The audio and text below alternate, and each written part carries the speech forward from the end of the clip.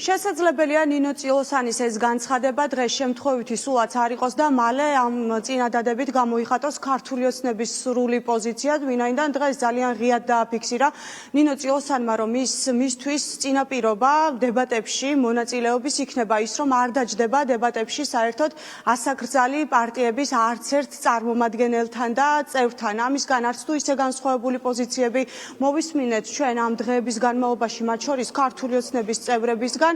თუმცა ირაკლი კობახიძემ დაანონსა, რომ დებატების აღდგენა ქართულ ოცნებას ქვეყანაში არსებული პოლარიზებული მდგომარეობის განსამუხტად ჭირდება და საინტერესო არის, როგორ უნდა განმუხტოს პოლარიზაცია დებატებმა, რომლის მეორე მხარესაც არ იქნება მთავარი ოპონენტი ქართული ოცნების. ქართული ოცნება ამტკიცებს, რომ მათ ჭირდებათ დებატები, მათთვის მნიშვნელოვანი არის დებატების აღდგენა, თუმცა პირდაპირ თუ ირიბად მაინც უარს ამბობენ მთავარ პოლიტიკურ ოპონენტებთან დებატებში შესვლაზე. ასევე ქართული ოცნება ამ დრომდე ვერ ჩამოყალიბდა ერთ კონკრეტულ არხზე გაიმართება ეს დებატები თუ სხვადასხვა არხებს მიეცემათ და მათ შორის კრიტიკულ არხებსაც მიეცემათ თუ არა იმის საშუალება, რომ კრიტიკულ არხებზეც იყოს წარმართული ეს დებატები.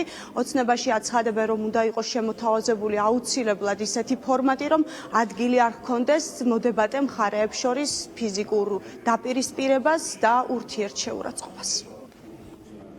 ჩემთვის ალბათ არ იქნება მისაღები დებატებში შესვლა ასაკრძალი პარტიის წარმომადგენლებთან. ჩემთვის იქნება ერთ-ერთი რაღაცა პირობა, რომელსაც დებატებში მონაწილეობის დროს ვიტყვი. არ არის უსაფრთხო ეთერი, სადაც ადამიანებს შეუძლიათ, რომ ერთმანეთს ფიზიკურად შეეხონ. ამ ოპოზიციას არის დებატებით, ვისთან რა გაქვს სადებატო? დიახ, ნაცმოძრაობა არის ყველა ის, ვინც თქვენ ახლა ჩამოთვალეთ. ნაცები და ნაცების ანასხლეტები. არ წამოყვებით აი ამ რაღაც ინტრიგნულ სვლაში, მე ვერ განსაზღვრავ, ვინ შეიძლება იყოს ჩვენი ოპონენტი. არ შეიძლება ესე თითი გაიშვირო და უთხრა იქ მოვალ, იქ არ მოვალ, ან შენთან მოვალ, შენთან არ მოვალ. ველოდები პრესისგან კონკრეტულ წინადადებებს. თუ ეს ფორმატი იქნება მისაღები, თუ ეს ფორმატი იქნება დამაჯერებელი, რომ ეს არ იქნება რაღაც სანახაობის შექმნელი, არამედ მართლა ისეთი პლატფორმა იქნება, სადაც უზრუნველყოფილი იქნება აზრის ისეთი გამოხატვა, სადაც თავარი არსი ერთმანეთის შეურაცხყოფა და ერთმანეთის დაბულინგება კი არა, ასთა გაცვლა გამოცვლა იქნება, ოპონირება იქნება.